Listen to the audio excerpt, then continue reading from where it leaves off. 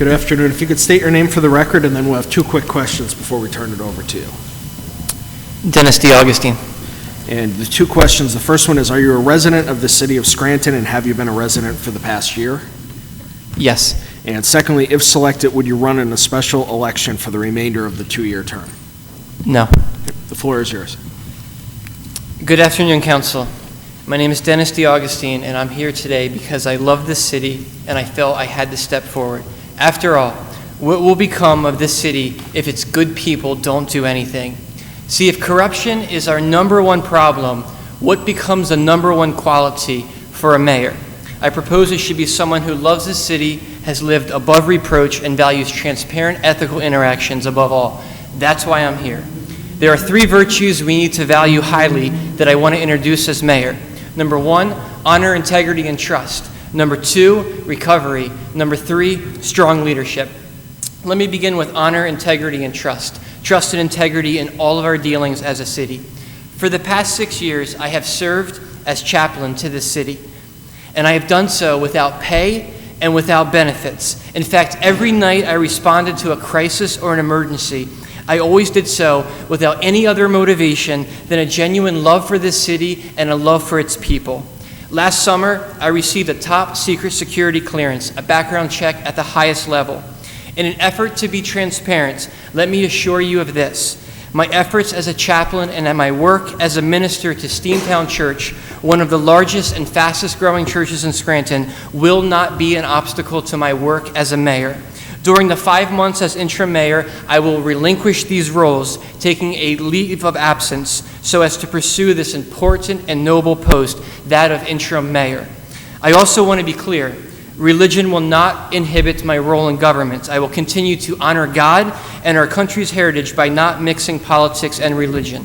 Let me continue with my second point, recovery, to bring genuine healing to our city and its people. I mean, this is what I do for a living. By God's grace, I pick up broken pieces and try to restore them. In a time where churches are dying, I led to the building of 2. These churches that I founded and manage today are ever expanding and include diverse populations, such as Steamtown Espanol. There are hundreds now attending within the span of a decade. In reality, they are truly cities within a city. And can I just say that we were able to restore a beautiful historic building within our great city. But I want to restore more than buildings. I want to restore lives. I want to help people to heal and actively listen to them. My third point, strong leadership, to execute the office in a manner befitting a representative of the people. I believe that a good leader acknowledges the expertise of others and influences them through personal integrity and accountability to work as a team. Leadership can be achieved, but it can only be accomplished through active listening and well-informed decisions. Facts before acts will be my steadfast policy. As mayor, I want to acknowledge the vast resources of potential we have in many of our people. As a leader, I will work with our city council, city employees, our business community, and all of our citizens. While we have many great and caring employees, I will reinforce to them that we work for the people, and I will hold them accountable. My wife and I are proud homeowners. We are grateful to live debt-free lives, even on a modest income. As I manage a budget of more than $110 million, let me assure you I will rely on the experts, but I will also be holding them accountable, and my honesty and integrity will never be suspect. In closing, here's exactly what I'm going to do to ensure that my plan happens. Number one, I will set up 1 day a week to welcome all citizens to meet with their mayor. They will have direct access to me to address their concerns. This is unheard of in the history of our city. Number two, I will be present. To that end, I plan to attend city council meetings. I'm committed to face-to-face interactions with council, not hiding behind letters or emails. I will be compassionately fully present at all times. Number three, I will attend neighborhood association meetings with Chief Graziano, and I will require other department heads to attend when there are specific issues in the neighborhood which require their attention. I will make sure their concerns and ideas for our city are heard and where possible, act upon. Number 4, I will personally return all phone calls that are directed to me. Number 5, I will promote the beautiful aspects of our city. Scranton is beautiful. Number 6, I will strive to make the Office of Licensing, Inspections, and Permits one of the most efficient and welcoming, friendly offices in our city. And lastly, number 7, I will give my best efforts to see Scranton not only heal, but transition and prosper. That's exactly what will be accomplished in 5 months. In one thought, why me? For 15 years, I have been a registered independent. I have 2 master's degrees. I am bipartisan and have worked tirelessly to bring honesty, integrity, trust, recovery, and strong leadership in all that I do. I will continue to do so that the next mayor of Scranton can step up to this noble post and continue to effectively heal our city. God bless you, Council. God bless you, Scranton. Thank you, Mr. Perry. Any questions? Yes, Mr. DeAustin, thank you for putting your letter of interest and bringing all the passion that you bring every day. Thank you very much for that. As a candidate for mayor, what do you feel you bring to the table that's going to separate yourself apart from some of the other candidates that we're going to speak to today? Integrity and honesty. Thank you.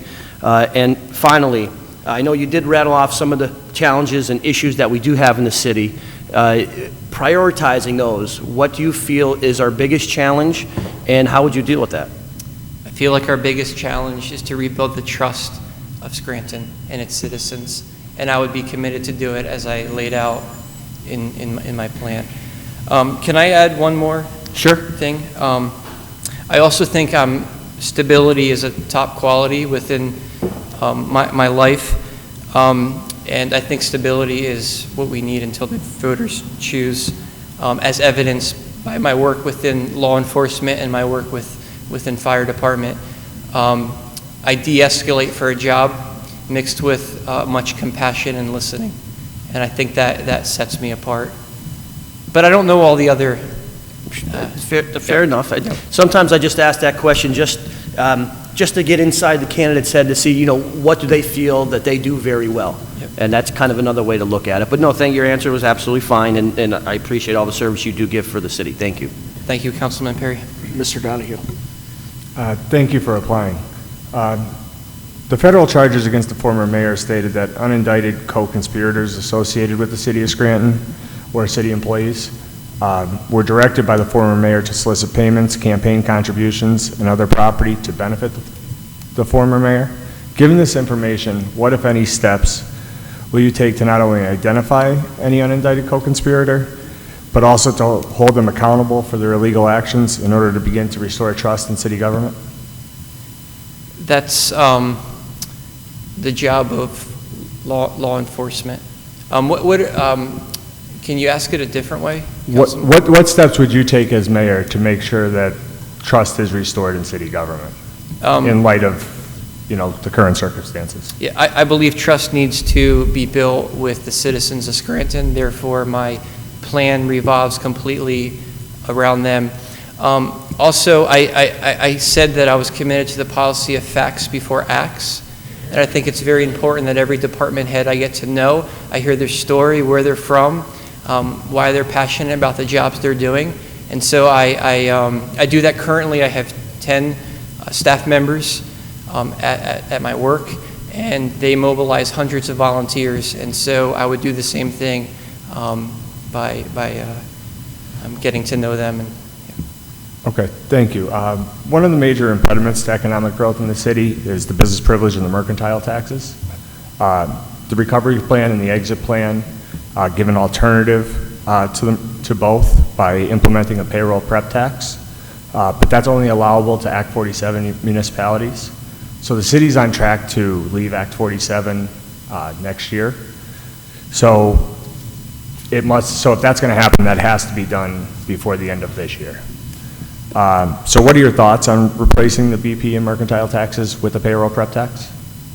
Once again, facts before any action. And one of the things that I think is what makes a good leader is to rely on the expertise of others that I am able to discern as trustworthy and honest individuals who are incredibly skilled in what they do. And so although I am not an expert in everything, the way I'd like to answer that is I would rely heavily on experts in that area and use a lot of discernment on my part to see if they are skilled and if they're operating in character, honesty, and integrity. And that's a great question, Councilman Donahue. Thank you. Mr. Gahn, any questions? Yes. My first question was, what do you plan to specifically accomplish in 5 months? But I think you answered that in your opening statement, so thank you. My second question is, as mayor of the city, you're going to be in charge of a budget of roughly $110 million, along with managing dozens of employees. So can you please tell council what your experience is in managing budgets and supervising employees, and what additions or cuts would you plan to make to the 2020 budget? Okay. By gifting, I'm a people person, and I'm told that I'm good at casting vision. I can manage people, I can manage budget, I can manage day-to-day operations. I've done many capital improvements, but once again, I'm not saying this as to avoid your question, but man, we have a skilled council. Each one of you I respect deeply, and we have skilled city workers, and it's just picking through and trying to discern how to rebuild the honesty and integrity of our city. And so once again, I would rely heavily on department heads to do their jobs, and but listen, have active ears to listen where are some of the holes and some of the problems.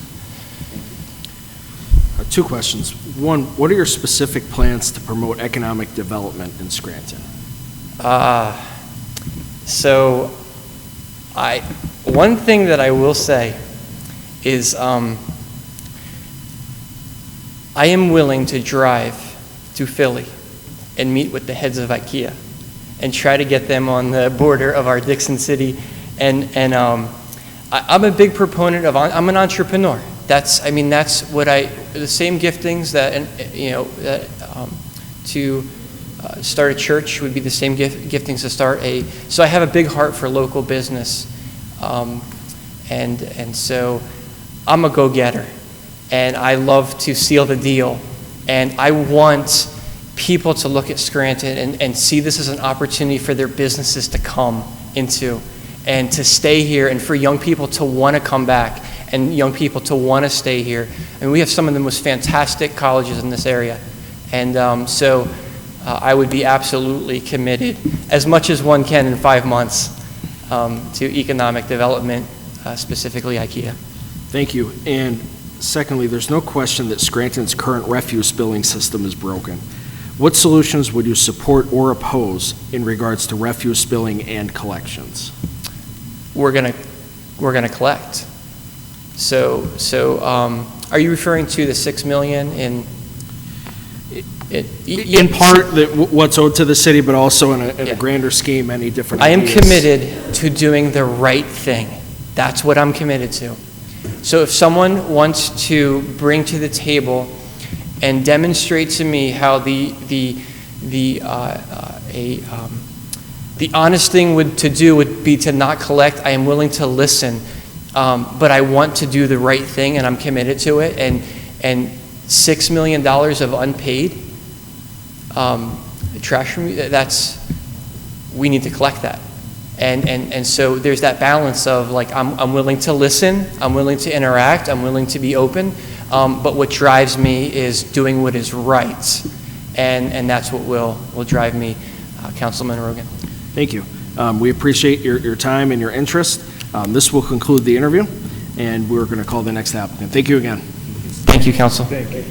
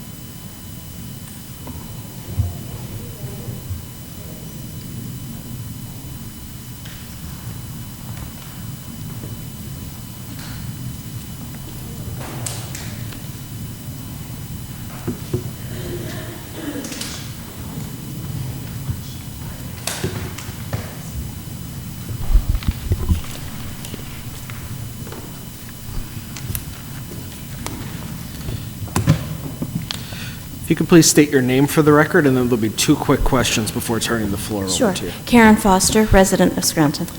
You already answered the first one. It was if you are a resident, and have you been a resident for the past year? Yes. And secondly, if selected, would you run in a special election to fill the remainder of the term? No. Okay, the floor is yours. Good afternoon, Councilman and the residents of Scranton. Thank you for giving me an opportunity to speak. Let me start off with a quote from actress Jennifer Lawrence from her national campaign to fight government corruption. The government is ours.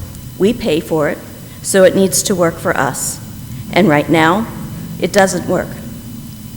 It doesn't really work. Her words ring true to us today. Many of you know me as a community leader and advocate for West Scranton, but I do much more. I do this work not for personal recognition or compensation.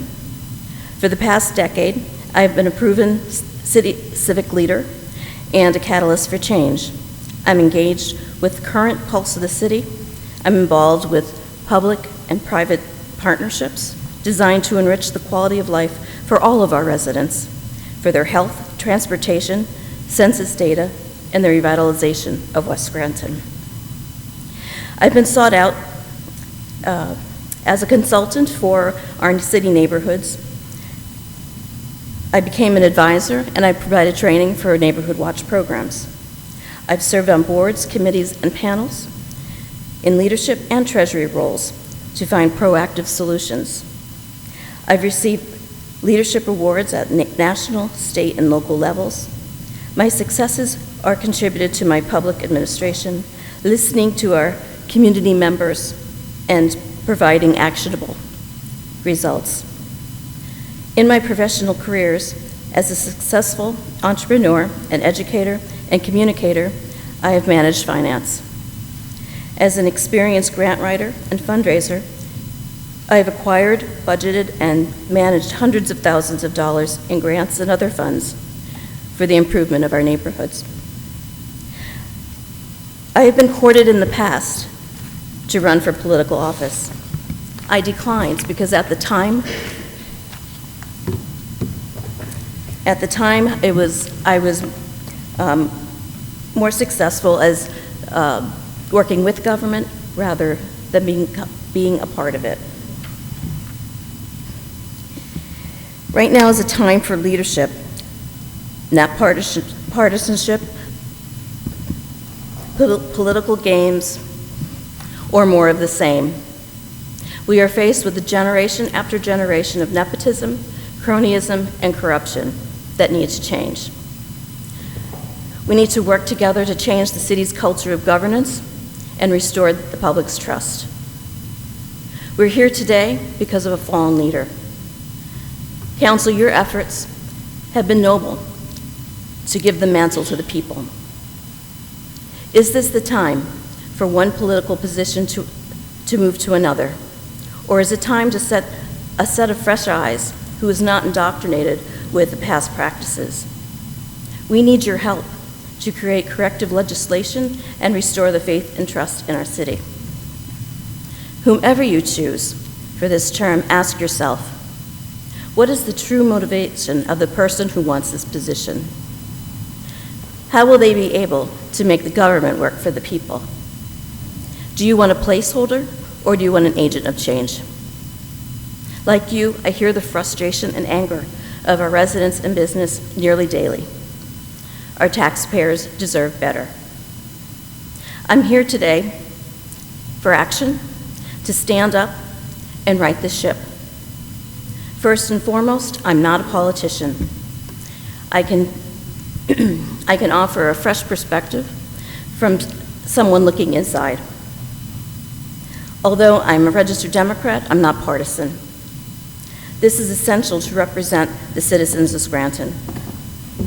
I do not have any immediate family members that are working for the city, nor do they wish to. The city needs an approachable, visible leader as interim mayor. I can start on day one with the confidence that I can be prepared to do this job for the people. So how do we affect positive change for Scranton? We need to rip the bandage and truly see what we're dealing with. We need to embrace the positive steps for the independent review of the LIPS department. We need to utilize our greatest assets, our citizens. Can I finish? You can wrap up your thoughts, yep. As a volunteer coalition to review our departments, we need to continue the efforts to utilize our education, nonprofit, and private sectors to move forward. Furthermore, the budget deadline is fast approaching. I will meet with David Bolzoni, who is an incredible asset, and discuss next steps.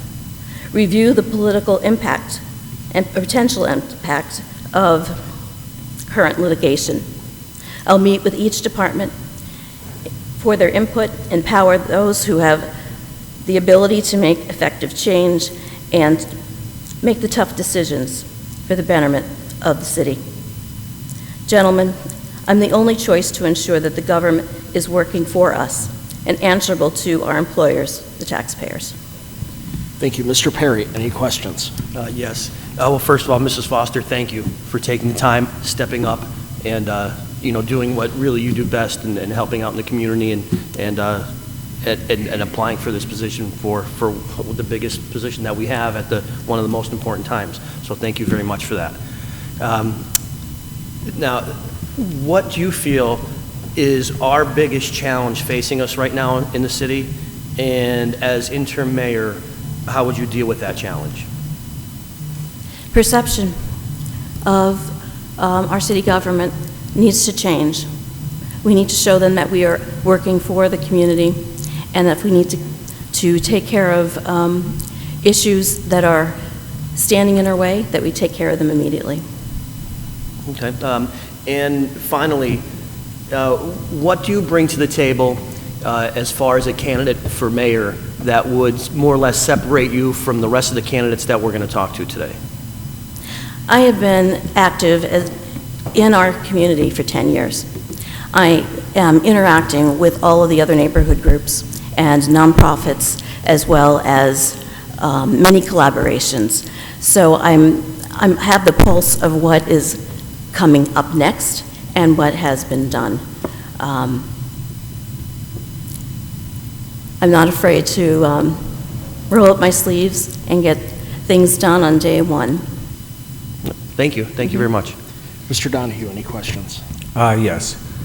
The federal charges against the former mayor stated that unindicted co-conspirators associated with the city of Scranton or city employees were directed by the former mayor to solicit payments, campaign contributions, and other property to the benefit of the former mayor. Mm-hmm. Given this information, what, if any, steps will you take to not only identify the unindicted co-conspirators who are currently still employed by the city, but also to hold them accountable for their illegal actions in order to restore trust in city government? I would ask, first off, at this moment, if they are involved, hand in your resignation immediately. Any information that the government needs as far as to complete this case will absolutely be cooperative in those methods. I would immediately fire anyone who's involved in this. All right, thank you. One of the major impediments to economic growth in the city is the business privilege and the mercantile tax. Both the recovery plan and exit plan include recommendations of replacing that tax with the payroll prep tax, but that's only allowable to Act 47 municipalities. So given the fact that we're on track to exit Act 47 next year, that would have to be done this year. So what are your thoughts on replacing the BP and mercantile taxes with the payroll prep tax? My initial thought is if we would probably need to transition. So in that light, I would say, let's change the requirements for the mercantile tax and make it so that it's on your net receipts rather than gross. And then look at a stepped out procedure to go into the other taxing method. All right, thank you. Mr. Gahn, any questions? Yes. What do you plan to specifically accomplish in the 5-month period if you were appointed mayor? And what are your goals and your vision for the city? I would like to have an independent group of individuals, including with our local leaders and maybe some of our professionals, to come in and take a look at all of our departments and make an analysis and find out where the deficiencies and where they are, and see what steps we can make immediately to make things more efficient. For example, if it's a matter of putting in a payroll paying system so you can pay your fees online or with a debit card, then that should be a fairly quick fix to be able to do that.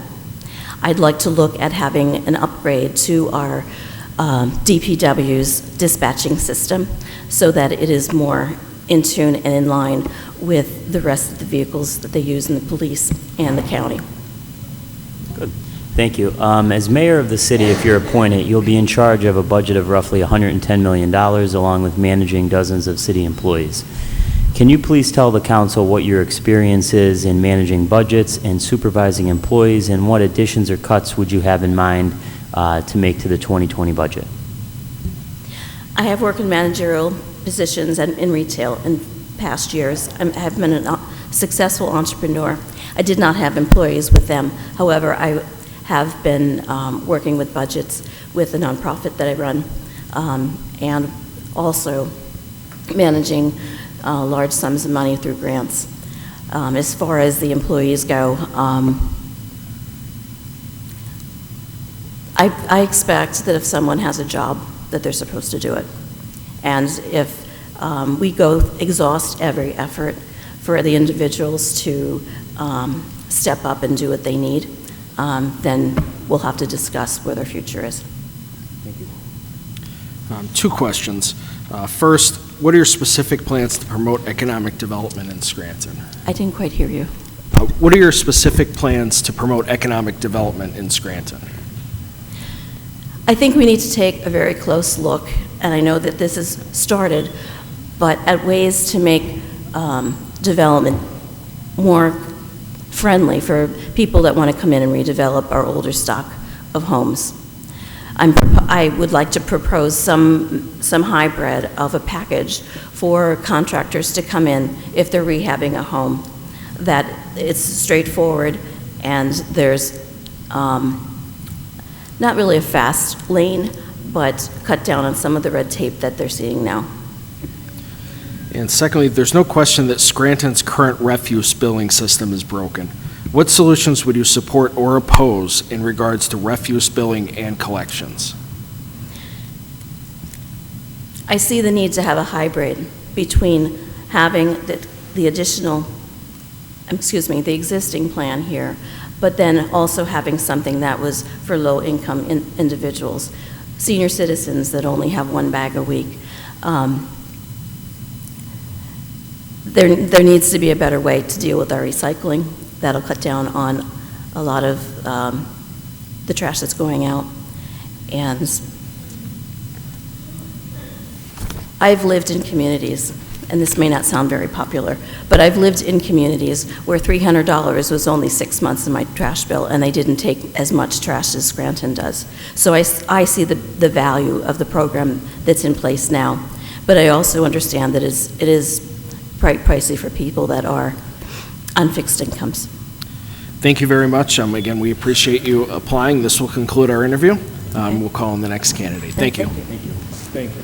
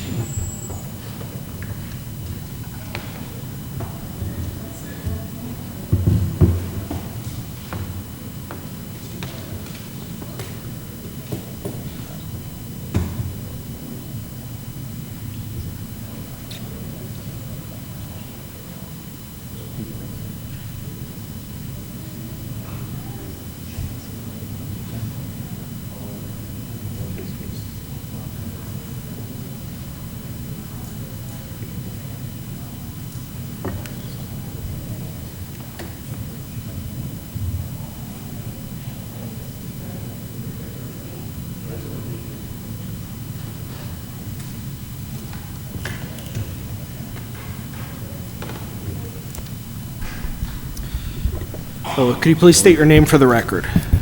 Name is John Drobnicki. And 2 questions before we turn it over to you. 1, are you a resident of the city, and have you been a resident for the last year? I've been a resident here for 10 years, own a home. And secondly, if selected, would you run in a special election for the full term? I haven't made my mind up yet. There's a possibility of maybe get rolling. I won't turn it down, but I haven't made up my mind there yet. I just basically put in to get you guys out of trouble. The floor is yours. Thank you. Okay. I don't know, sure if you all know me, I worked for Advanced Auto Parts 22 years. I work in the store here on Luzerne Street. I'm a Navy brat, so my father retired when I was 10 years old in Waymart. And I grew up peddling newspapers and then a milkman. I worked 27 years in Waymart Knitting Company. I was drafted into the service in 1970. I did my 2 years and I decided to stay in the reserve. I put almost 38 years into the Army and Air Force Reserve total. I used my GI Bill. I went to Lackawanna Junior College here in the city. I met a lot of good people in that college. To me, it was a beautiful college. There was a lot of businessmen taught in there. After that, our company closed down, so I wound up with in Dunmore, Advanced Auto Parts. This time they put the new highway up there. And I was looking at my older age, and I figured Scranton's a nice place to live. I found a beautiful corner home. My son and my granddaughter are there with me. I'm widowed. And I like the city, and I want to see it prosper. And I see now that you have a problem. I know you're looking for impartiality. I'm not hooked by the hip to anybody here. I didn't grow up here. I love the city, but I'm not connected to anybody in this city. So there's no impartiality, right? I like to work with people. I want to come in and work with everybody. I have no hate for anybody. I just want to work with people, be fair, do the city business until everything can get back together again. And down the road, if things work well, maybe I'll run again, but I'm not even looking at that avenue now. I just want to get you through the few months you got ahead of you here and go back to being whatever. That's all I have to pretty much after there, right? Mr. Perry, any questions? Sure. Well, Mr. Drobnicki, first I want to say thank you for your service, and also thank you for your letter of interest for the interim mayor position that we have. As you know, the city of Scranton has many challenges facing itself. What would you consider to be our biggest challenge? And as interim mayor, how would you deal with that challenge? Well, like I says, I'd like to try to maybe look out there and see if we can get anybody to move into the city and try to start work here. I even talked to my employer. They were looking at coming into this area at one time. I know it's a challenge here. Us older people are trying to hang on to our homes. You know, the taxes going up, garbage bills, things like this. We're strapped with our incomes. I see a challenge here of doing things fairly. You know, I mean, there's a lot of people that are really out there saying, "Hey, this is the same old crooked stuff. It's going to happen over." I want to get away from that. I figure, hey, get in here and be honest with people, and so let's get this place going. Let's get the right people. Let's do things the right way. Maybe from here we could get started. Yeah, thank you. And lastly, what motivated you to send in your letter of interest for interim mayor, and what do you feel that you bring to the table that might separate you from the other candidates that we're going to speak to today? Well, I worked my way up as a master sergeant in the service. I worked well with people. I work in a store, and I have to be, it's tough in a Fortune 500 company. You've got to be fair with the public. It's hard to deal with the public. And I've spent 22 years with this company, haven't been fired. People must like me. So I'm thinking, I can get together with people and get people working together. One of the things, yes. Thank you. Thank you very much. Mr. Donahue, any questions? Yes. One of the major impediments to economic growth in the city is the archaic business privilege and mercantile tax. Both the recovery plan and exit plan include the recommendation of replacing those taxes with a payroll prep tax. but that's only allowable to municipalities in Act 47. So given the fact that the city is scheduled to exit Act 47 next year, that would have to be done this year. So what are your thoughts on replacing the BP and mercantile taxes with the payroll prep tax? I'm not really familiar with that yet. I'd have to talk to some people that could instruct me on that, and I can understand it a lot better. I don't really know how to answer that question right now. Okay. The federal charges against the former mayor stated that unindicted co-conspirators associated with the city of Scranton or city employees were directed by the former mayor to solicit payments, campaign contributions, and other properties to the benefit of the former mayor. So given this information, what, if any, steps will you take to not only identify any unindicted co-conspirator who is currently employed by the city, but also to hold them accountable for the illegal actions they've taken in order to begin to restore trust in city government? What do you want me to do about that? So given that information of what was in the criminal indictment, what, if any, steps will you take to not only identify city employees who are still currently employed by the city, but also to hold them accountable for their illegal actions? Well, I'm hoping that, we have people on the job here that will go through that naturally. I let the police and do whatever they've got to do to, take care of that situation. Okay, thank you very much. Mr. Gahn, any questions? Sure. First, thank you for your service, and thank you for coming in today. We appreciate it. What do you plan to specifically accomplish in the 5-month period if you were appointed mayor? It's pretty hard to get anything accomplished this in 5 months. I know you have the day-to-day business to do, putting the I's and the T's on the letters to get anything started. That was pretty much my main thing, was just to get you through to get somebody elected. Like I said, I could probably try to look into maybe talking to some of my former employers about maybe try to get something going here or something. Work together with you guys and see what kind of days you guys have together, But that's about all I can do there. Okay, thank you.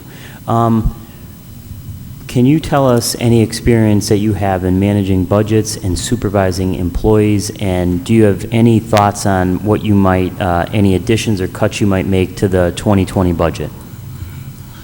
Well, I do know, and I think it's hard for people to understand, but if there's anybody really looking for any raises, I work for a Fortune 500 company. I didn't have a raise for 3 years. I finally got 12 cents.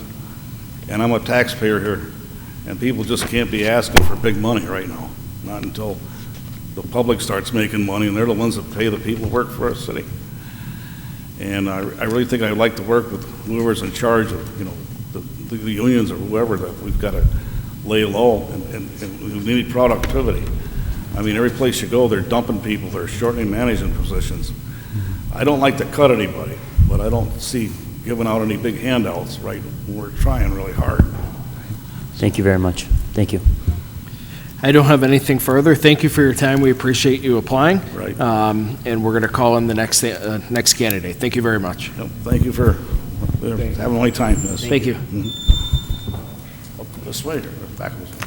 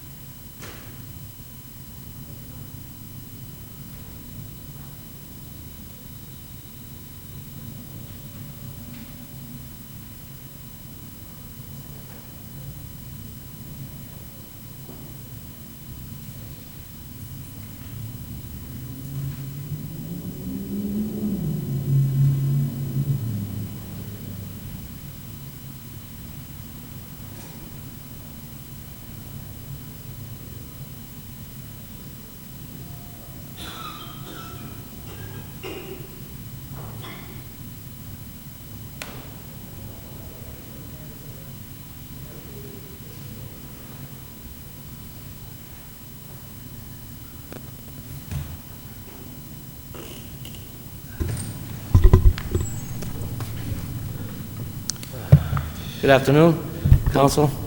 Before we begin, could you state your name for the record? John Keeler. And two quick questions before we turn the floor over to you. One, are you a resident of the city of Scranton, and have you been a resident for the past year? Yes, to both. And secondly, if selected, would you run in a special election to fill the remainder of the term? If selected? Right. No. Okay. The floor is yours. Thank you. I understand that being the mayor of Scranton is a trustee position, a trustee for the citizens of Scranton. I know a little bit about what being a trustee represents, in the sense that the mayor of Scranton has a fiduciary responsibility to do what's right every single time for every single decision that would be in the best interest of the entire city and every one of its citizens. I think that we should have a total open government with complete access, complete accountability. We'd like to see, to me, the main objective here for this 5-month period is to reestablish some sort of public trust in the institutions of government within the city. And in order to do that, I propose, if I'm fortunate enough to be selected, to conduct any and all business in the outer office of the mayor, not the private office. Number 2 is to have a media representative present at all times. And I think that that's so important to create this atmosphere where everything is going to be done out in the open, obviously except in matters of personnel or other topics or subject matter that requires a private discussion. So I have a great deal of experience in dealing with local governments in all facets. Mainly, we were fortunate enough to develop products and services that I spearheaded that allowed municipalities, because all municipalities, regardless of where they are, what size they are, struggle with cash flow requirements. And the tax burdens are difficult to increase, whereas the expenses continue to accumulate. So consequently, I believed that the way to help these municipalities was to create products and services that would allow the governments, because of their nonprofit status, the ability to invest the daily cash requirements or whatever they had on deposit within interest-bearing accounts. Now, granted, that money was earmarked for certain, had to be spent based on allocations, but we were able to help these governmental agencies increase their revenue without any tax increases. Obviously, it depends upon how much money is being invested and what the rates were, but it worked, and we were very successful in that regard. It was a great deal of fun. I got to learn a lot about businesses. I served for 20 years as a member of the Scranton-Lackawanna Health and Welfare Authority, which is the largest issuer of municipal bonds in northeast and central Pennsylvania. By virtue of dealing with the different entities associated with bond deals, I became familiar with the investment bankers, bond counsel, and all other parties, even the printers, associated with how important municipal bonds are. And one of the most important elements that needs to be scrutinized whenever a municipality deals with bonds are the fees associated with these bond deals. Not only is the interest rate expensive, possibly depending upon the rating, but the fees associated with bonds are often considered to be easily added to the bond deal, which creates a lot more expense. So I believe right now that I have the best background. I have a complete background. So I've always been interested in the city. I've done many things to help the city. I've never had elective office.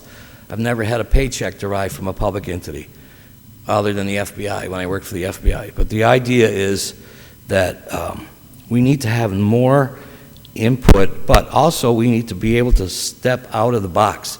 We need to be able to start thinking of innovative ways to develop revenue which can increase the benefits to the taxpayer, which my wife and I have lived in our house on Orchard Street for nearly 40 years. And we have, I think, one of the greatest fire departments. My brother Joe was a captain on the city fire department for 25 years. He passed away in 2000, and we also live where we live on Orchard Street, and we're so grateful to see the police department go up and down Orchard Street and across Irving and South Webster Avenues, and we recently had a police officer move into the neighborhood. And I think, personally, the police department in Scranton is magnificent. They do an awesome job. I think if you compare Scranton to other municipalities within the state of Pennsylvania of similar size, it's easy to see that the city is hanging in there. And I believe one of the main reasons for that is the police department. So I know there's a lot of good candidates here, but I don't know if there's anyone that has the same type of resume I have, the same experience I have, the broad breadth of experience and knowledge that I have that would be, plus the leadership skills required to augment some of these products and services that the bank offered were significant. So I appreciate the opportunity and look forward to your questions. Thank you. Mr. Perry, any questions? Yes. First of all, Mr. Keeler, thank you very much for taking the time and submitting your letter of interest for our interim mayor position. That being said, what was your main motivation for actually submitting a letter of interest to wanting to take this job that at some point, will become daunting? Well, my main motivation really is that I love being a Scrantonian. I love living in the city. I have the expertise, I have the education, I have the experience to help, and I wanted to do that. I want to be able to help Scranton any way I can. And while I was running or raising our family, it was very difficult to enter into public office because I just couldn't afford to lose. But now there's a situation where things have changed, and I believe that's the perfect time for me to step forward and put this information and background I have to good use. So I wanted to do this basically all my life. Thank you. And the other question I was going to ask, but you already answered it, was what separates you from the rest, but I think you did touch on your knowledge of financial institutions and the bonding. So finally, what do you see as being Scranton's biggest challenge right now? And as interim mayor, how would you go on dealing with that challenge? Well, I think there are two big challenges. The first challenge really is trying to reestablish a semblance of confidence in the accountability and openness of the city government. I think that needs to be first and foremost as a requirement for whomever is chosen for this job. They have to be aware of the fact of how important it is to reestablish that sense of stability. And number two is that the city is so important, but it's changing. As a substitute teacher the last 3 years, primarily in the Scranton schools, it's easy to see that the demographics within the city are rapidly changing. And that's an element that needs to be looked at all times. Over in South Scranton, for example, the projects at Cedar Avenue have been magnificently impacted, and it's turned into a really nice place, like Cedar Avenue, places like that. But the city is a lot different than it was when I grew up here in the 50s and 60s. We need to be aware of that. We need to become more inclusive. We need to understand that there are people that are moving in here that are not really accustomed to being Scrantonians. And I think they're the two biggest challenges, to create this atmosphere of accountability and restoring the public trust.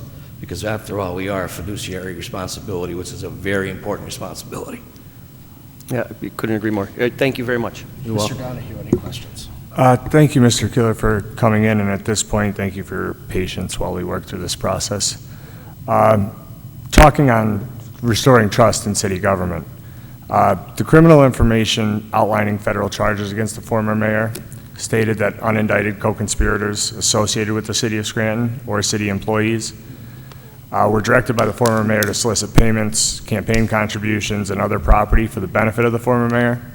Given this information, what, if any, steps will you take to not only identify those unindicted co-conspirators that are still employed by the city, but also to hold them accountable for their actions to begin to restore trust in city government? I don't see how I would be able to identify unindicted co-conspirators unless the FBI did. I mean, I'm not sure what the legal ramifications are there. I think that I would probably, if I was, like I said, fortunate enough to have this job, I would incline to consult with legal counsel on that matter, because I wouldn't want to slander anybody that may or may not have been an unindicted co-conspirator. Should people be identified by the federal authorities or the legal authorities, that's a horse of a different color. They would no longer be welcome as employees of the city of Scranton. Number two, I would not ever accept any contributions from anybody who was either doing business with the city or hoping to do business with the city. That has long been a pale of concern over the voter and residents in Scranton is pay-for-play stuff. I don't believe in it, and I wouldn't do it. No way. Okay, thank you. One of the major impediments to economic growth in the city is the archaic business privilege and mercantile taxes. So the recovery plan and the exit plan both recommend replacing the business privilege and mercantile taxes with a payroll prep tax, but that's only allowable to Act 47 municipalities. So given the fact that we're on track to exit Act 47 next year, that would have to be done this year. So what are your thoughts on replacing the BP and mercantile tax with a payroll prep tax? The business privilege and mercantile tax are counterproductive. I am a firm believer in economic multipliers. I know it to be an economic law, that it speaks the truth. And I believe that merchant tax has been really an instrument in moving people out of the city, especially automobile franchises. But because they pay obviously on the gross amount, they don't pay on the net amount, and it's a counterproductive tax. But before I would eliminate any other tax, I would want to see what the ramifications would be for the budget, because I don't know exactly how much money is being generated, but I would say that if I was the mayor of Scranton, I would do whatever I possibly could, regardless of Act 47 or anything else, to eliminate or get rid of that business privilege and mercantile tax. I think it's maybe one of the worst decisions made. It's a very negative, counterproductive multiplier action, because what happens is the properties are vacated. Then the properties are sold to people who may or may not pay taxes. The jobs go. So it's just the multipliers go both ways. And I would do whatever I could. Now, as far as creating more tax on income, I don't know. We have to be very careful in Scranton before. Yeah, the payroll prep tax wouldn't be a tax on income. It's on, payroll preparation, and it would have to be revenue neutral with what you bring in for the business privilege. Yeah, well, I don't know that much. I'd have to look into that. I'm not aware. I don't know the intricacies of that tax. I understand municipalities have to tax, but mention the word tax in Scranton, and you might as well mention it's just a negative term here. We need to stop worrying about income and start worrying about expenses. There's only so much you can do to raise income, but without being counterproductive. Just because you raise your price doesn't mean your sales are going to increase. And many times, when you raise your price, depending upon how it affects other products and services, your sales are going to go down. And that's what happens here. Every time you raise taxes, you lose money. And when you lose money and you don't cut expenses, that creates more and more deficit. And then that's exactly what happens. And that's true. It's as true as I'm standing here. That's how the math works. So just by increasing taxes does not necessarily mean an increase in revenue. That's my answer to that. Thank you. And it wouldn't be an increase in taxes. It would be revenue I think neutral. that would be true. I don't know much about it, but I think when you start talking about different taxes, I would be very careful. Mr. Gahn, any questions? Yes, thank you. What do you plan to specifically accomplish in the 5-month period if you were to be appointed mayor, and what are your goals and your vision for the city? Well, if I am chosen for this position, which I hope I am, if I'm chosen for this, my first and top priority would be to do whatever I can to fundamentally change the way the city government is apprised by its residences. I want to be able to be as totally accountable and out in the open and as transparent as humanly possible. That I would actually invite a member of the news media to be in the mayor's office all day, every day. And I think that as many conversations that can be recorded should be recorded. I would go out into the city and visit neighborhoods and go to neighborhood association meetings and attract whatever public outing I could attend to let people know that this is different now. Yeah, we've had our black eyes. We've had situations that were traumatic and hard to overcome, but things have changed, and we're going to move in the right direction. That's a tough sell here. That's going to be difficult. This is not a Band-Aid. It's not like you're going to be able to pull it off and cut is healed. This is going to take some time. But I believe 5 months with me being the mayor is a good way to start. And as far as what was the second question? What would be your goals and your vision for the city? I think you answered the first part. The goal, my main objective, besides that, would be to try to address the need for creating more jobs. Okay, thank you.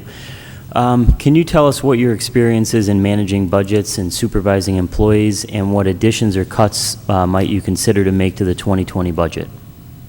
Well, I have considerable experience in working with budgets. Both as a bank, each department had the responsibility of creating and managing our own budgets. Plus, when I was president of the Scranton Neighborhood Housing Services, we were required by the federal statutes to create and maintain and keep track of our budget, to deal with the auditors and the accounting firm who audited the books and created the financial statements. I believe totally in managing finances and managing budgets. I do, however, know that budgets are only budgets. I saw somewhere in the new, I was reading about in the Home Rule Charter about how some of in the administrative code about how the question dealt with unrealistic income, which is a fatal mistake. The state of Pennsylvania, when I ran for state representative, was just overwhelmingly balanced because of unrealistic and impossible revenue. They had budgeted, I don't know how many millions of dollars for tolls from Route 80 that they knew weren't going to materialize, and that amount of money made the budget balance. I think there should be real, there should be audits done to make sure that the numbers are reasonable. I have a great deal of experience in running and managing people, managing enterprises. I ran the branch on Wyoming and Spruce for years. We had an overwhelming success there. And then when I was in Carbondale, I managed the consumer lending department, and in my own life, I managed our household along with my wife's help. We tried to keep everything above board and pay all our bills, pay our taxes. I think my management skills are second to none, really. I'm not sure there's anybody that I know that was in there. I mean, there's a lot of great people in that room, but I have a significant amount of management experience. Thank you. What are your specific plans to promote economic development in Scranton? Well, specifically, I think what Councilman Donahue mentioned is the right way to start, looking at a way to eliminate the mercantile tax. I don't know what the financial climate has changed, the way the state runs, but when we were involved with the KOZ and the KOEZ zones here in Scranton, which I was a big advocate of those programs, is they created a tremendous amount of revenue. And on face value, it looked like the city was given away, and it turned out to be a bonanza. And that's the sort of thing that I would look to see. I would work with the chamber. I think the chamber needs to be a lot more Scranton-oriented, the city of Scranton-oriented. And I spent years on the Metro Action Board and worked in close concert with everybody connected with the chamber to try to develop business.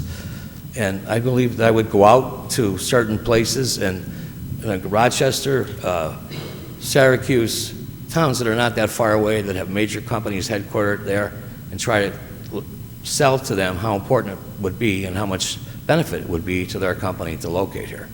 And that's what I would do. Plus, under the chamber, through Metro Action, and I don't know if they still have that, but other fundamental ways they have to provide business loans, even the university through their Small Business Development Center can provide small businesses with capital to get their business up and running and keep it running. Because I think the fundamental problem here as far as business development and economic development is lack of capital. We just don't have the big entities here that contribute a lot of capital to the towns.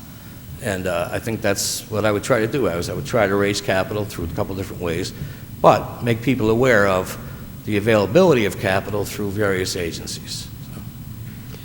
And finally, there's no question that our current refuse billing system is broken. What solutions would you support or oppose in regards to refuse billing and collections? Well, to me, that's unconscionable what happened there. How it happened, only God knows. But to me, that anybody associated with that should go away.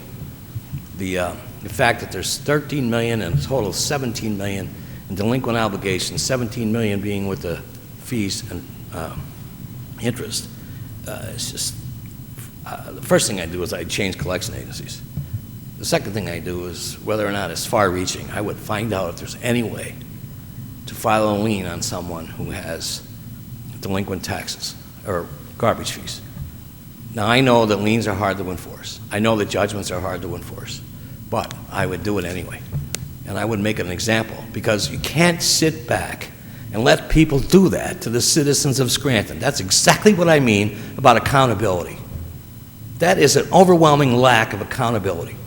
We cannot sit back and allow everybody else to pay their garbage fees. I was petrified not to pay my garbage fee on time. Not to pay the garbage and get away with it? How does that happen? Like, I don't know how anybody could allow that to transpire. And I know there are ramifications involving what's transpired that may or may not have precipitated in this taking place. But the idea that the citizens, the vast majority of citizens in this town, pay their garbage fees and every other tax on time, they are being overlooked, because the ones who don't pay, nothing happens. I don't know. I'm not an attorney. I've been around a lot of attorneys. I've been in a tremendous amount of real estate deals, financing properties. But I do know this much, that should not stand. No way should anybody in Scranton be subjected to that sort of neglect. And I mean neglect for people like me who pay our garbage fees, where somebody could have $12,000, $20,000, all this money. You could pay for cops and firemen. You could balance the budget. You could do all sorts of things. You wouldn't need these taxes. So that's what I mean. We can't just talk about taxes. That's not going to work anymore. The solution to the problems is what's required. Not adding more revenue or more money, all that's great. But the idea is we got to solve the problem. And the problem here is accountability. The problem here is understanding what the word trustee means. I'm acting on their behalf. I'm acting on their best interest. This city does not belong to me. It belongs to the citizens. But I am here to work on their behalf only, not mine. So it's just a case of, it really makes me mad to think that happened here. Well, thank you, Mr. Keeler. Thank you for applying. This concludes our interview. We will bring in the next candidate, and Thank we'll you. be in touch. Appreciate Thank the you. opportunity. Good Thank luck. you. Thank you.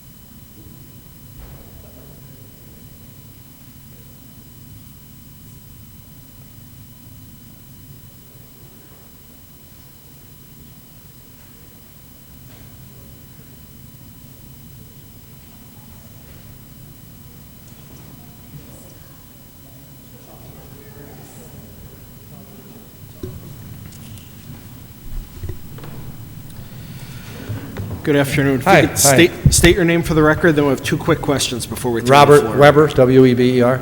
And first, are you a resident of Scranton, and have you been a resident for the last year? I am a resident, and I have not been arrested. Is that what you said? No, have you been, have you been a resident for the past year? Oh, yes. That's one of the requirements I under the thought you Home Rule said Charter. arrested. No. Not And- yet, anyway. And secondly, if selected, would you run in the special election for the remainder of the term? No. The floor is yours. Thank you. Okay. As you can see from my resume, that I have extensive knowledge and background in budgeting and representing local unions, or representing the Teamsters Union for years as their chief officer, and negotiated over 100 contracts, so I understand that end of it. I have been involved with, I coached high school and college basketball for 20 years and was involved in budgeting with the athletic departments throughout those years.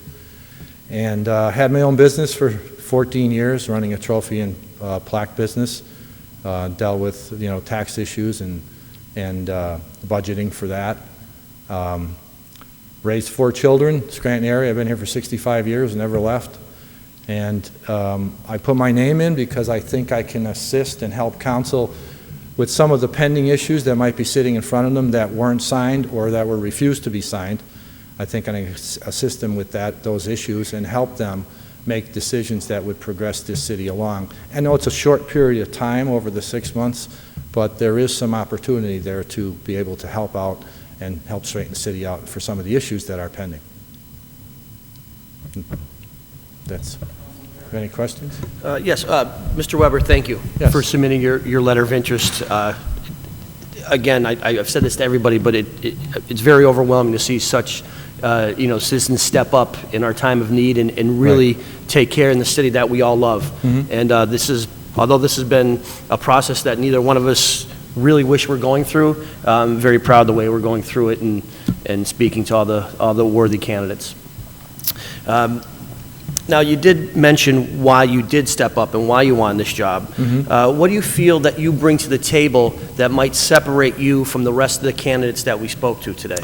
Well, I think my background kind of states that I have basic knowledge in a lot of issues, maybe not the political side of it, but throughout the Teamsters Union, when we had to run for office every 3 years, there was a lot of political issues involved in that, and attaining that 3-year election all the time. And I just feel that sometimes eyes from the outside can see stuff that eyes from the inside might not be able to because you're locked in certain issues. And sometimes that another view from the outside, someone that's not really connected with a lot of things that are currently going on, could be very helpful at times. Sure, I agree. What do you feel our biggest, and there are many, but what do you feel our biggest challenge as a city is right now? And how do you plan on dealing with that challenge when you become interim mayor?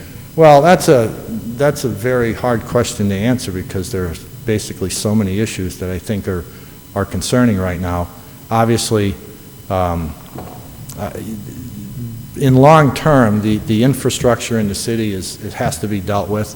Trying to bring in businesses to this area with the infrastructure, some of the things that are visible that you see.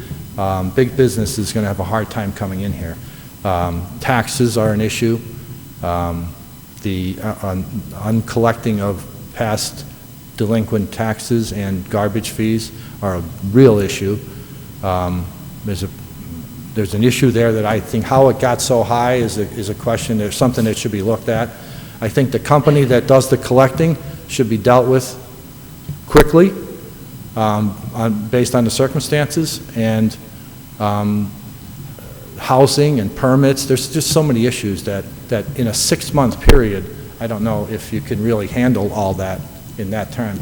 Basically assisting on issues that are brought up, yeah. Okay. All right, well, thank you, Mr. Weber. Thank you. Yes, thank you for applying, and also, at this point, thank you for your patience as we work through this process. Yeah, Mr. Keeler took up all the time.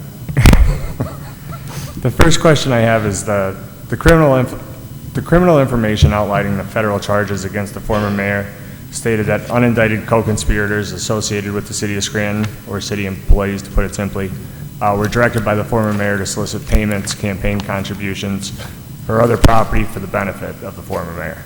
Given this information, what, if any, steps will you take to not only identify any unindicted co-conspirators currently employed by the city, but also to hold them accountable for their actions in order to begin to restore trust in city government? Oh, yeah, I think all those issues should be directly addressed and looked into. Standing from the outside, you couldn't give you a good, knowledgeable answer, not knowing the facts behind some of the issues that are pending. But yes, they should be dealt with. And the only problem you might have there is that if you're coming in for the 6 month and you deal with that for the 6 month part-time position, and now there's an election for the mayor in November, that mayor is going to come in and maybe disassemble what you have attained for the 6 months. So do you address it, or do you just deal with it in an ongoing basis and let the new mayor handle that? It's a tough question to answer. Okay. My second question now, one of the major impediments to economic growth in the city is the business privilege and the mercantile tax.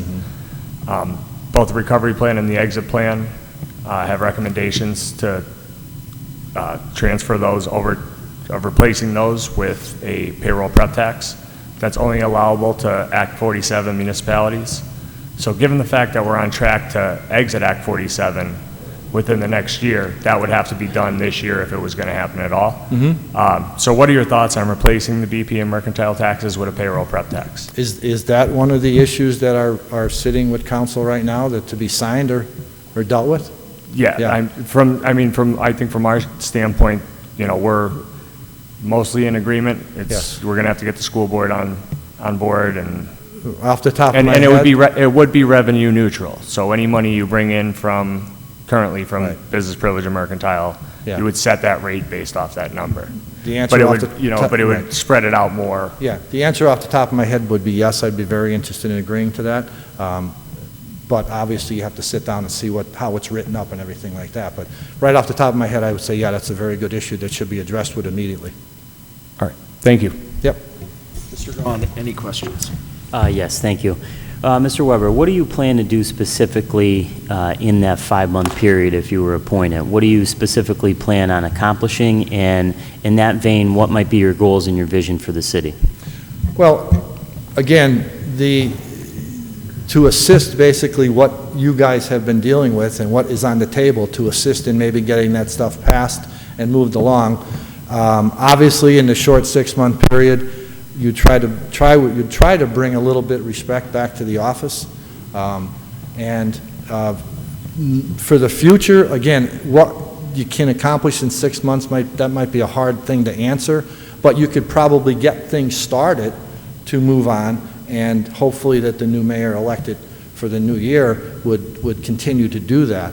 But I would say bringing in business to this area to increase the tax base, and because it's kind of depleting a little bit, I think that would be very important.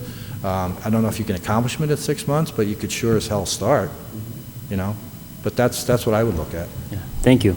Can you please tell us what your experience is in managing budgets and supervising employees, and what additions or cuts might you be considering to make to the 2020 budget? Well, I involved with the Teamsters Union for many years. We dealt with a $1.5 million annual budget, and had to deal with making cuts sometimes to keep the office and to keep the local on operating properly. And as far as dealing with people, I've dealt with a lot of office employees that we had to at times get rid of for different reasons, and held on to some good ones. And dealing with over probably 35 to 4,000 members, and dealing with their personalities and conflicts, and representing them on a daily basis, I'm pretty sure I can take care of any of the issues that are presented to me. Thank you. What are your, you touched on this a little bit, but what are your specific plans to promote economic development in Scranton? Well, again, I think you'd have to start with the actual infrastructure. I think, again, I'm repeating myself, but if I'm running a big business and I'm being brought into the city and look around at the tax base maybe and the infrastructure of certain buildings that are here that are sitting still up that maybe should be demolished, it's hard for that person or that company to come in here and say, okay, this is going to be the area I want to come to. So I would deal with that strongly if you had a lot more time. But obviously there's avenues you have to address with the Chamber of Commerce and things like that. But that would be one of the biggest issues I would look at, is try to get work and business in here to bring people in. And lastly, there's no question that our current refuse billing system is broken. What solutions would you support or oppose in regards to refuse billing and collections? Well, there's two ways you could probably go with that. One would be the initial proposal from the county that would have allowed them to collect the taxes at a much better rate and return some money back to the city. Is that what you're talking about? More specifically with the garbage fees, not that, that's a whole other ball of wax Okay, that well, needs to be addressed. The garbage fees, I'm a very strong proponent of hiring people within the city to do the work, because you're paying these firms tons of money on the outside to do the collection process, when you could employ people from within the city, you know, with a good supervisor and a person who has a good outlook on that, to go out and collect these taxes from the city employees. So you're employing people at the same time going out and collecting instead of hiring these firms from the outside, because usually the firms that are hired from the outside that come in have some ulterior motives to letting fees go beyond their time because they get a higher percentage of collection. Right. Well, thank you. Thank you for applying and for No problem. coming in. Thank you for allowing me to be interviewed. This will conclude our interview. We'll call on the last candidate. Okay, thank you. Thank you. Thank you.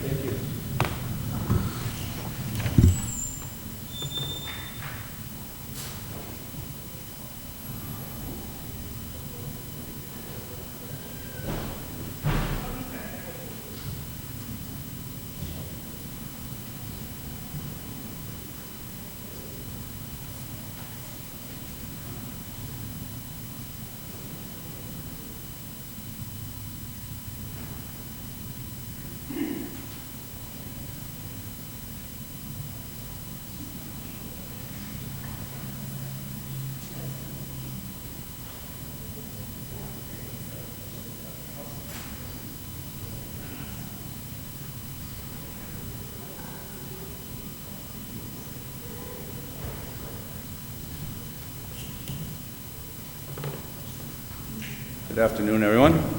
You state your name for the record. We'll have two quick questions, then we'll turn the floor over to you. My name is John Schroeder. And we thank you for your patience. No problem. First, are you a resident of the city, and have you been a resident for the last year? Yes. And secondly, if selected, would you run in a special election for the remainder of the term? I'm thinking about it. I'm not really sure at this time. The floor is yours. Okay. Hi, again, my name is John Schroeder. I'm 61 years old. I'm a resident of Scranton for most of my life. I had spent about 15 years in the Peckville area. I graduated from West Scranton High School. I have a Bachelor's of Science degree from East Stroudsburg University. I have a master's degree from Cabrini College, and I have 60 credits over my master's from Penn State University. My employment is I'm a retired school teacher out of the city of Philadelphia, although even though when I was in Philadelphia, I reside in Scranton. I just bought a new home in Scranton. It's a new home to me. It's not a new home, but it's a new home to me. And I plan on staying in Scranton until my time is up. As far as my working background, I was a police officer in the city of Scranton for about a year and a half under the ComD development, in which I then chose to take up education for the rest of my life. And then obviously when I taught at Wallenpaupack, and then I went into the city of Philadelphia and taught for 19 years in North Philadelphia. During that time, I was a head football coach and head baseball coach at Martin Luther King High School. And as I said before, I just retired in June, and I'm looking forward to staying in the area and being back home full time. Mr. Perry, any questions? Yes, Ms. Schroeder, thank you very much, not only for your patience, like was mentioned, but your letter of intent for our interim mayor at our time of need. I spoke to everyone, and I'm just very thankful to see just so many good citizens come out and actually want to do the right thing when we need it most, so thank you. Yes, you're welcome. Now, what do you feel is our biggest challenge right now within the city of Scranton? And as interim mayor, how would you go about dealing with that challenge? Actually, I've been thinking about it. I actually feel like we have 3 challenges, really. The first one is, even though I'm a union man, I feel the fire and police, I can't think of the word now, retirement system, it has to be overviewed. I mean, they do deserve a retirement, they do deserve a pension, but I think maybe my idea would be if maybe new police officers or firemen coming in, maybe we'd have to have a new contract for them where they might not be able to receive those benefits as they had in the past. Obviously, if you are currently a fireman or a retired fireman or a police officer, you'd be grandfathered into what we have now. However, I don't know if the city could handle going on with the same procedure that we're doing financially. That's number 1. Number 2, and I know it's 2 different areas, we have the school district and we have the city government, but somehow we have to work together to get that situation rectified, because the school district is very important. Without schools, obviously we don't have anything, and I think the school system in Scranton is an excellent school system, but we have to figure out a way that we could fund this school system. We have to work hand in hand. And finally, when I was growing up here, and I don't mean to harm anybody by this statement, but we had a small minority of people here, which was great, but now we're very, very diversified. And I don't know if the people that are coming in from the different areas are truly want to be Scrantonians or they feel like they're Scrantonians. I would try to have programs or some kind of issues that make them feel more comfortable living in Scranton. Thank you. And finally, what was your motivation to put in a letter of interest for mayor, and what do you feel you bring to the table as a candidate that might separate you from the rest of the candidates that we spoke to today? 61 years old. I lived here my whole life. I played football for the Scranton Eagles. I played for West Scranton High School. This is my town. I love this town. I taught in Philly for 19 years. I never took residency in Philly, only part-time. I would come home on the weekends because I want to be in this area. This is my area. This is my home, and I'm very proud of this area. Okay, thank you. Thank you very much. Mr. Donahue, any questions? Yes, thank you for applying and thank you for your patience while we work through this process. One of the major impediments to economic growth in the city is the archaic business privilege and mercantile taxes. I'm sorry, I didn't hear you. The archaic business privilege and mercantile taxes. Both the recovery plan and exit plan include the recommendation of replacing the BP and mercantile taxes with a payroll prep tax, but that's only allowable under Act 47, for Act 47 municipalities. And given the fact that we're scheduled to leave Act 47 sometime next year, that would have to be done this year. So what are your thoughts on replacing the BP and mercantile taxes with a payroll prep tax? Again, I'm not really familiar with it. I really don't have an answer for that. I apologize, because I'm not in tune to that area. I'm sorry. All right, that's all I have. Thank you. Mr. Gahn, any questions? Sure. What do you plan to specifically accomplish over the next few months if you're appointed mayor, and what are your goals and your vision for the city? What I plan on, if I am put in this position over the next 5 months, I just plan on working with the city council and try and achieve some goals. Obviously, 5 months is a very short time, but I would really like to look into that fireman and the police officer pension to see if we could work some kind of a contract out where we don't have to pay these high fees. The other thing I'm really proud of Scranton is if you go down Penn Avenue, it's a beautiful area right now. There's a lot of new businesses coming in. There's a lot of, the old buildings are made apartments for older people, whatever. They're getting filled up. However, we have a problem. We're losing our young people. And as I walk through the streets and talk to people, they're saying we're losing them because of our tax base. And I think that's something we have to work on. And Mr. Donahue, I don't know if that's what you meant by that. I'm really not sure. But somehow we got to figure out how we're going to get the people that aren't paying their garbage taxes, or all these other things. How are we going to get this money collected? What are we going to do to improve that situation? Thank you. As mayor of the city of Scranton, you'll be in charge of a budget of roughly $110 million, along with managing dozens of city employees. Can you please tell us what your experience is in managing budgets and supervising employees? And on top of that, what additions or cuts would you consider making to the 2020 budget? Well, I have to say I never handled a budget that big. I only made $100,000 myself. But being a football coach and a teacher and everything, I've always handled my classroom, I've handled my football teams, I've handled budgets on a much smaller basis for football equipment or teaching equipment, whatever.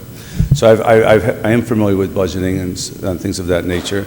As far as handling people, again, being an educator, you're always in front of people. I'm not afraid to take any lashes from anybody, but I'm also not afraid to work with people and discuss what our situations are. If you're a teacher, you listen to what the needs are of the students. If you're the mayor, you may listen to what the needs are of the people. And when you listen to those and you work together with a wonderful city council that we have, maybe things could happen. Again, 5 months is not a long time, but I think I could really, with my experience, I think I could really work with the city council and be a positive source. Thank you. Thank you very much. I don't have anything further. This will conclude our interview, and this will conclude actually the entire interview process. So council will be meeting and discussing the applicants, and we will hopefully have a decision by Wednesday. If not, it could drag out to the end of the month, but we will be working diligently to come to a decision. Thank you.